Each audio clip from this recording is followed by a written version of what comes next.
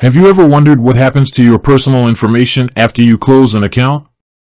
While many of us may think our data disappears into the digital abyss, the reality is often different.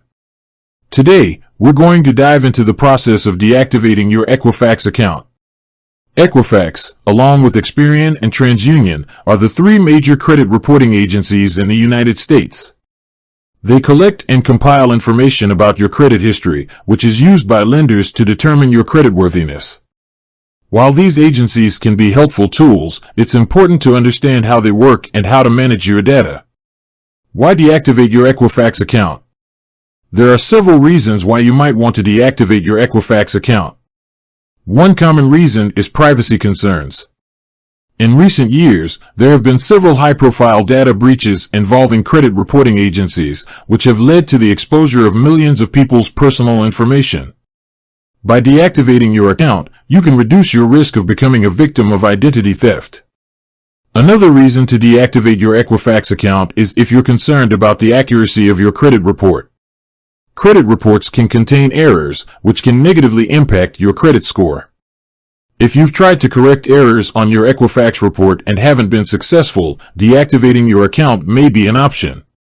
Steps to deactivate your Equifax account.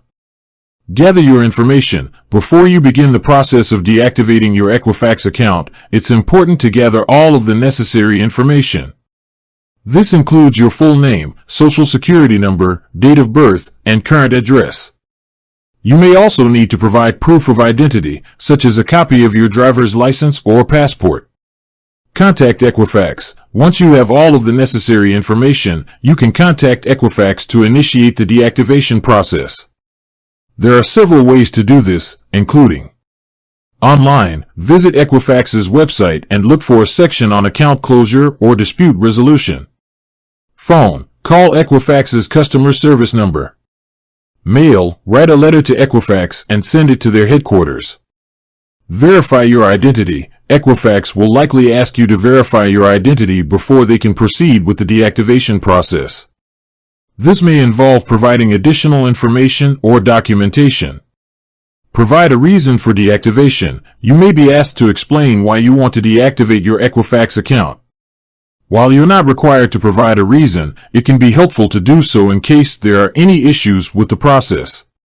Confirm your decision. Equifax will likely ask you to confirm your decision to deactivate your account. Make sure you understand the implications of this decision before proceeding. Wait for confirmation. After you've confirmed your decision, Equifax will process your request. You should receive a confirmation letter or email once the process is complete. Additional considerations.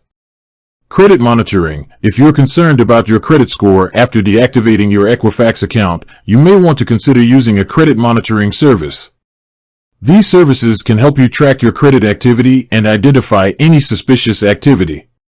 Other credit reporting agencies. If you're unhappy with Equifax's services, you may want to consider switching to another credit reporting agency, such as Experian or TransUnion. Dispute resolution. If you have any issues with the deactivation process or if you're not satisfied with the way Equifax has handled your account, you may be able to file a dispute.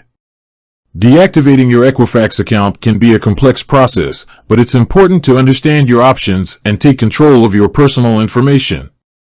By following the steps outlined in this video, you can safely and effectively deactivate your account and protect your privacy. With that said, thanks for watching, and until next time.